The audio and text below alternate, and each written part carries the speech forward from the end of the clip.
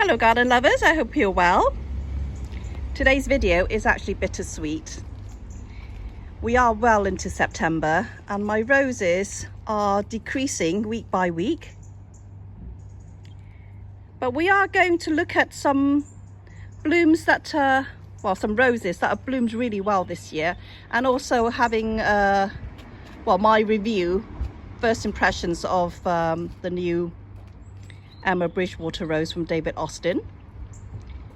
And I shall show you this area between the house and the driveway, because it's a slightly raised area. I didn't want the wall here to be too close to my window, so I made this bed. And this bed, I plan to plant white roses, white with green and white companion planting, I hope. So this is Litchfield Angel, dug up from elsewhere in the garden. This one is still flowering well, lots of buds on it. This is Desdemona, very nice. And this new one here, a tall one, is the Glorious Perfumer, Madame Anisette. And joining that group will be Tranquility.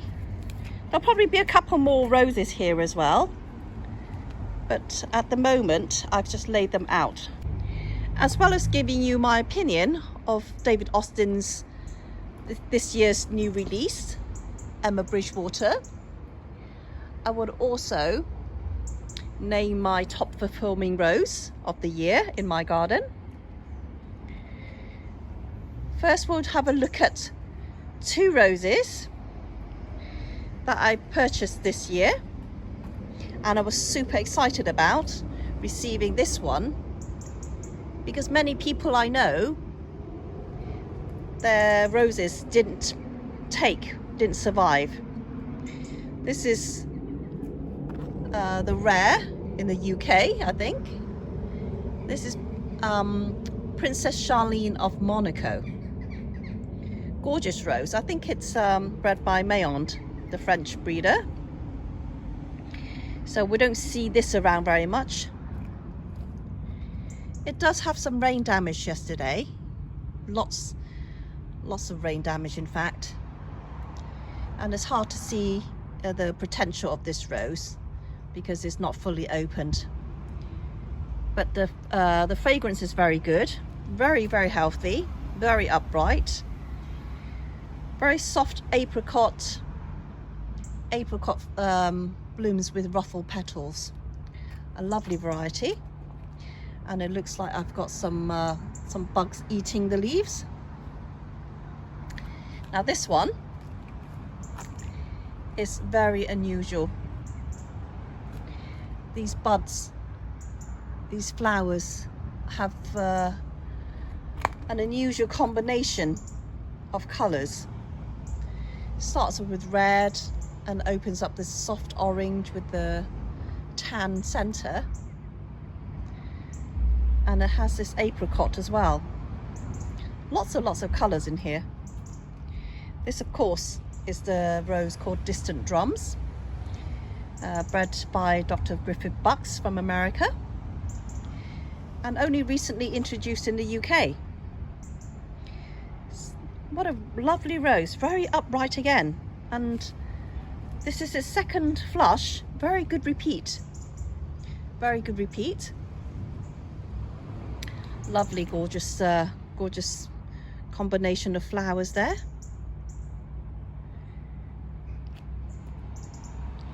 So this one is Distant Drums. Here planted in the ground. Only recently, it lived in a pot for a couple of years. This is Elizabeth from David Austin. Quite a compact rose and does not flop at all. Healthy green, mid-green foliage, and not very tall, but quite prolific in flower. So watch out for this one. This one might be a future rose of the year, we'll see. This one here is lovely. This is called the Ancient Mariner. quite a tall bush and quite healthy as well. That is lovely. And one I'm really liking also, this one here, is Shandos Beauty. Shandos Beauty, how gorgeous.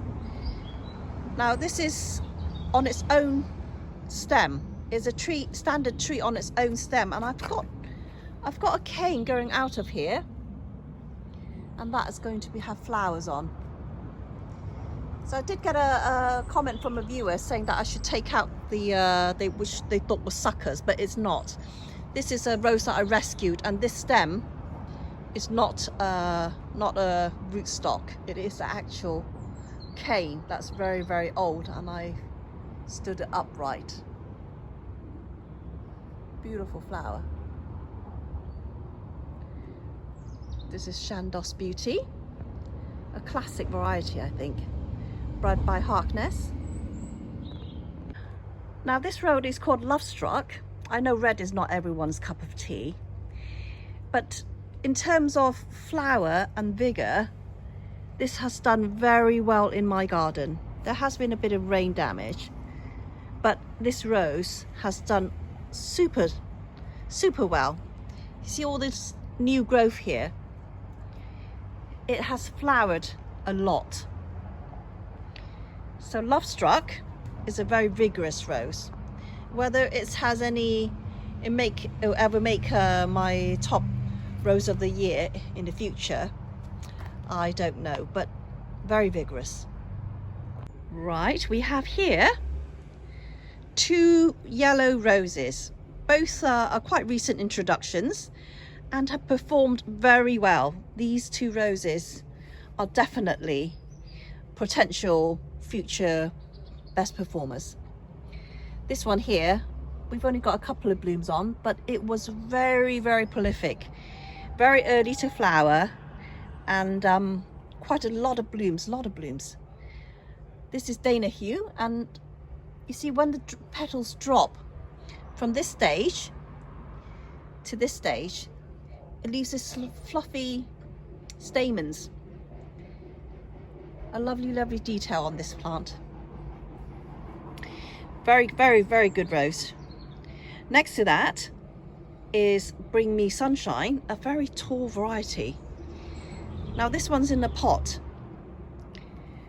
Very, very healthy. It did bloom quite well for me, but it is only, I think there's only the 2nd year in my garden. It's a lovely, you see, the leaves are very healthy. It does look like we do have a couple of blooms, buds somewhere. I can't, oh, there's a bud here and there. But you can see the canes, how thick and healthy they are. Lots and lots of new canes. Look at that. A very good variety, very fragrant. Big blooms. Show you this bloom. This is Strawberry Hill, a lovely strong scent. I think this one would not make my top performing rose ever. It's just not one of those roses that are, you know, that have that strong, vigorous characteristic. You know, it's a good rose, but I don't think it would ever win the rose of the year for me. And another rose which is one of my favorites, which I don't think will ever win either, the best performing rose of the year. This is Meal on the Floss. Although it is my favorite rose and a fantastic fragrance, it is not as vigorous as some other roses. So again, this would not make any future top performing roses. Yeah, but it is a lovely rose, and it is one of my favorites, if not the favorite rose. This is my first edible rose, and also my first ever rose from the breeder Fino Gino. Lovely, glossy, healthy foliage, and it was the cheapest rose. This was the bargain of the year. I bought this rose, which was only a couple of twigs, a couple of months ago in the sale. It was $2.99, and look how it's recovered. Right place at the right time. And the buds are slightly unusual that it's so flat at the top. It's like someone cut away the top. Beautiful, healthy rose. Very happy to have it in my garden. But there is a couple of roses which I'm going to backtrack on myself. I'm not going to make any quotes from any politicians or any royalties. I'm just going to backtrack on myself. So the first rose which I'm backtracking is this one here. This one here is the rose called Benjamin Britten. Last year it was covered in black spot, and I threatened to throw it out because I was so fed up with it. It just looked ill, the whole plant. It just made me depressed looking at it. So I threatened I was going to throw it out, and I thought I'd give it a little bit longer, and actually it has recovered and given me some pretty blooms. I'm not saying it's my favourite of all roses, but it's certainly a keeper. Very, very nice fragrance. Now this rose is a rose I'm also wrong about.